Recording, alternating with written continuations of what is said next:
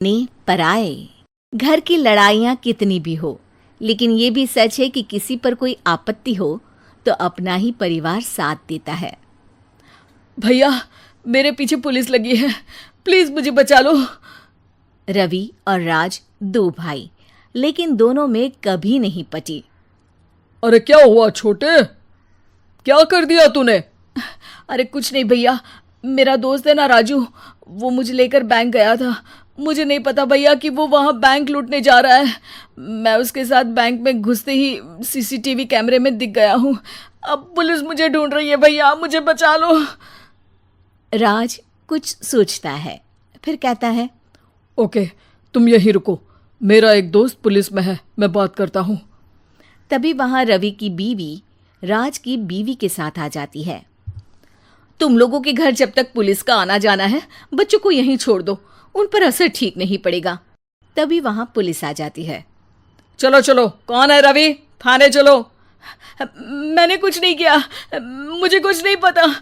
अरे वो तो पुलिस स्टेशन चलकर ही पता चलेगा कि कुछ पता है कि नहीं, चलो। कहानी का फ्लैशबैक। भैया, मुझे मेरे मकान में हक चाहिए ही चाहिए। अरे लेकिन छोटे, अभी मेरे बच्चों पर काफ़ी खर्चा है, तेरी भाभी की भी तबीयत ठीक नहीं रहती, बजट बिल्कुल नहीं है कि मैं अलग होकर रहूं।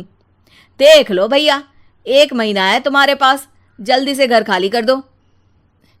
अरे कैसी बात कर रहे हैं भैया, मेरे शरीर में अभी इतनी हिम्मत भी नहीं कि घर को खाली करे।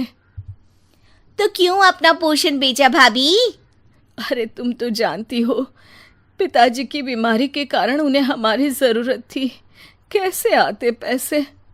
ससुर जी तो बूढ़े थे भाभी, उनकी बीमारी में भी पैसे लगाना कौन सा अकल का काम था।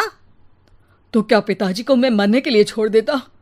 अरे रवि, तू तो समझ, पापा को हमारी जरूरत थी, उन्होंने हमारे लिए हर वो काम किया जिससे हमें खुशी मिले।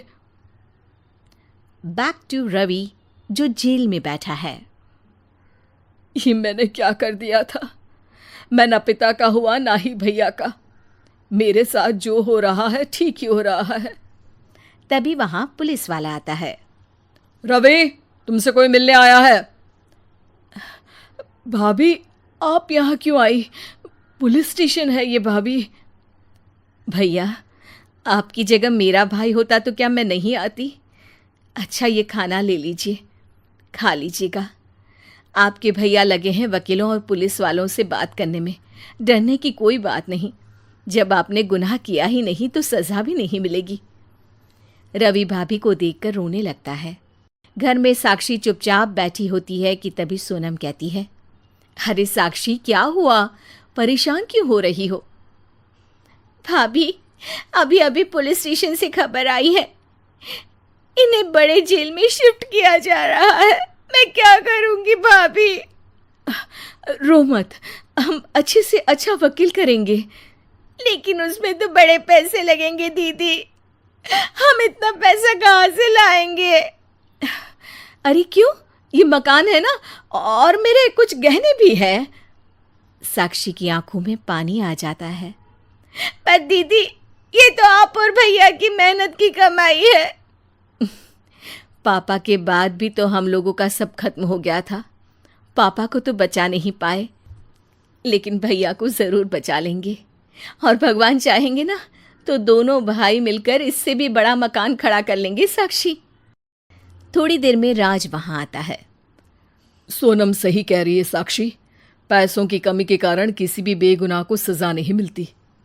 राज एक अच्छा सा वकील करता है।